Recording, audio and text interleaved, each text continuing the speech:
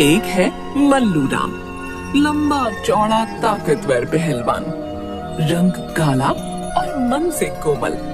सबकी सहायता करने वाले मल्लू का छोटे बड़े सभी सम्मान करते थे, पर उसे एक चिंता बहुत सताती कि पहलवान होते हुए भी आज तक उसने एक भी कुश्ती नहीं लड़ी। मल्लू सुबह सुबह अखाड़े पहुंचकर दंड बैठक, भार उठाना, कुश्ती के दांव पेंचों आदि का मन से अभ्यास करता। एक दिन मल्लू पहलवान दंड बैठक कर रहा था, तब राधे नामक एक अन्य पहलवान उस्ताद से, सुना है उस्ताद जी, अब की होने वाली कुश्ती भयंकर होगी। परमल अखाड़े का जगत सिंह भाग ले रही है, उसके सामने सब चीनी कम चाय है। अब मैंने भी सुना है। उस्ताद जी, हमारे अखाड़े में कौन जा रही है, या आप जग्गा सिंह के आगे किसी को ना भेजो। जो बड़ बोले, जाकर बबुआ को बुला। बबुआ आता है। जी उस्ताद। रे बबुआ, जग्गा वाले दंगल में तेरा नाम लिखवा दे, जैसी आपकी इच्छा। शाबाश, अच्छे से अभ्यास करो। जग्गा को हरा कर इस अखाड़े की लाज रखनी है तुझे। फिर वह मल्लू को बुलाता है। ए मलुआ, इधर आओ। देखो, ये बबुआ तुम्हारे साथ कुश्ती का अभ्यास करेगा।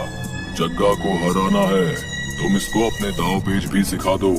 वो तो ठीक है उस्ताद, पर क्या आप मुझे भेज दो दंगल में, मैं उसकी चटनी बना दूंगा। तुम ना रहने दो, जितना कहा है बस उतना ही करो। मलुआ और बबुआ अभ्यास करते हैं। उसके बाद घर पहुंचकर मल्लू थोड़ा उदास हो जाता है। क्या हुआ बेटा, आज इतने उदास क्यों हो? पिताजी, उस्ताद जी मुझे कभी कुश्ती लड़ने नहीं भेजते। कोई बात नहीं, भेज देंगे। इतने साल हो गए, मैंने आज तक एक भी कुश्ती नहीं लड़ी। कोई कारण तो होगा जो आज तक तुम्हें नहीं भेजा। मल्लू ये बात सुनकर चुप हो जाता है। सुबह अखाड़े में उस्ताद मल्लू, बबुआ और राधे को कुछ समझाते हुए तब दूध वाली आ जाती है। कहिए उस्ताद जी, कितना दूध रखवाना है? आज तुम कैसे आ गई? तुम्हारा पति कहाँ है? रोज तो वही आता है। उसे नौकरी मिल गई है, आज से मैं ही आऊंगी। इतनी महंगाई में खाली दूध के काम से घर नहीं चलता। ठीक है, 10 लीटर रखवा दो। बबुआ दूध का डिब्बा उठाकर अंदर लाता ही है कि एक आदमी भागता हुआ, चिल्लाता हुआ अखाड़े में आता है। उस्ताद जी वो। अबे क्या हो गए हो, इतना चिल्ला का रही हो है? वो लाला जी चलते चलते सड़क पर गिर गए, पैर मुड़ने से उठ नहीं पा रहे, किसी को भेजो जल्दी से। कौन से लाला? वो मोटे पेट वाले, वो जो 200 किलो का है। हाँ उस्ताद जी वही। वो ऐसे न उठ पाएंगे, तुम सब जाओ मदद करने के लिए।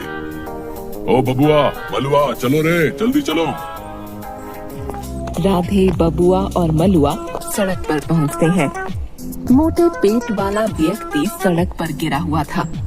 तीनों उसे उठाने का प्रयास करते हैं, पर बबुआ और मलुआ उसके हाथों का वजन संभाल नहीं पाते। क्या खाते हो लाला? अरे पहलवान है, कोई गोली थोड़े है। मलुआ अकेले ही सेठ के पैरों को उठा लेता है, परंतु उन दोनों को देखकर, तुम दोनों छोड़ो, मैं अकेले उठाता हूँ। संभल के भाई, लाला बहुत भारी है। मलुआ बड़ी आसानी से अकेले ही लाला को सिर पर उठाकर ले जाता है। सभी लोग देखते रह जाते हैं। अखाड़े में उस्ताद जी, बुरा ना मानो तो एक बात बोलूं? बोल, क्या बात है? कुश्ती लड़ने बबुआ की जगह मलुआ ने भेजो, छोरा नाम रोशन करेगा, देख लेना। क्यों बे, बबुआ में क्या कमी है? माफ करो उस्ताद जी, हमारी और बबुआ की हालत लाला के हाथ उठाते ही खराब होगी, पर ये मलुआ तो अकेले पूरा लाला उठा लियो। हाथी जितनी ताकत है, मलुआ ने भेजो, उसको बड़ो मन है दंगल में जाने को। ना, मलुआ भी तैयार नहीं है। वो ताकतवर है, पर पहलवान नहीं। भेज भी दो उसने, अपनी सलाह अपने पास रख। मुझे पता है कि क्या करना है, तू जाकर सबके खाने का इंतजाम कर। कुश्ती के मैदान में एक पहलवान और जग्गा सिंह कुश्ती लड़ते हैं। जग्गा उसे धक्का देकर पकड़कर वह दंगल जीत जाता है। उसके बाद बबुआ और जग्गा लड़ते हैं। दर्शकों में बैठे राधे मल्लू एक हाथ ऊपर करके चिल्लाते हैं, बबुआ बबुआ बबुआ। हर हर महादेव। बबुआ ध्यान से लड़ना। दोनों पहलवान भिड़ जाते हैं। बबुआ जग्गा पर आक्रमण करता है तो जग्गा चालाकी से उसका पैर पकड़कर नीचे गिरा देता है। गिरे हुए बबुआ पर जग्गा अपना पूरा भार डाल देता है। बबुआ की सांस उखड़ने लगती है। वह हार स्वीकार कर लेता है। बबुआ सिर नीचे झुकाए वापस आता है। अबे नाक कटा दियो। नाक ही कटी ना, जान तो बच गई। वो जग्गा मुझे मार ही डालता तो उसका पेट पकड़ सकता था। छोड़ो, अब जो हुआ सो हुआ। मल्लू जब घर जाता है तो रास्ते में उसे एक छोटी बच्ची रोते हुए मिलती है। अरे गुड़िया, क्यों रो रही हो? चाचा मैं छोटी हूँ ना, इसलिए सब मुझे छोड़कर भाग गए। किसने कहा तुम छोटी हो? वह बच्ची को गोद में उठा लेता है। अब तो तुम मुझसे भी बड़ी हो गई। वह लड़की को एक पेड़ के नीचे ले जाता है। लड़की पेड़ से फूल तोड़कर खुश हो जाती है। चलो अब तुम अपने घर जाओ। वह हंसती हुई चली जाती है। इस साल का सबसे बड़ा दंगल होने वाला है, पर तुम निकम्मों को भेजने का मन नहीं करता। नाक कटा दोगे। वो 3-3 पहलवान वाली कुश्ती? हाँ वही। उस्ताद जी आप सही कह रहे हो। हम में कोई लाख ना है उसके। मुझे भेज दो, मैं अकेला ही तीनों को देख लूंगा। ना तू रहने दे। उस्ताद जी 4 साल हो गए पहलवानी करते हुए, पर आज तक मैंने एक भी कुश्ती नहीं लड़ी। क्या मेरे दांव पेच ठीक नहीं, या आपको मुझ पर भरोसा नहीं? अरे मल्लू, पहलवानी करने और लड़ाई लड़ने में बहुत अंतर है बेटा। अगर खाली ताकत का काम होता तो तुझे भेजता। आप क्या कहना चाहते हैं?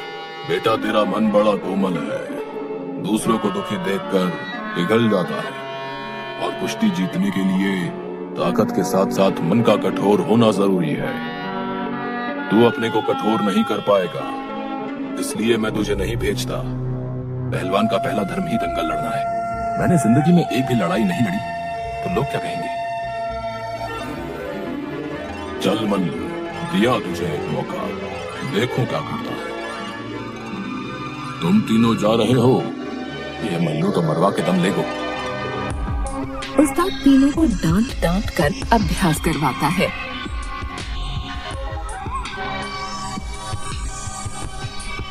मैदान में बबुआ, मलुआ और राधे के सामने जग्गा सिंह और 2 अन्य पहलवान, तीनों एक एक के साथ लड़ते हुए। 2 मिनट बाद राधे दंगल से बाहर हो जाता है। क्यों बे, थोड़ी देर तो टिकता, जानबूझकर भाग आया। वो उस्ताद जी चुप।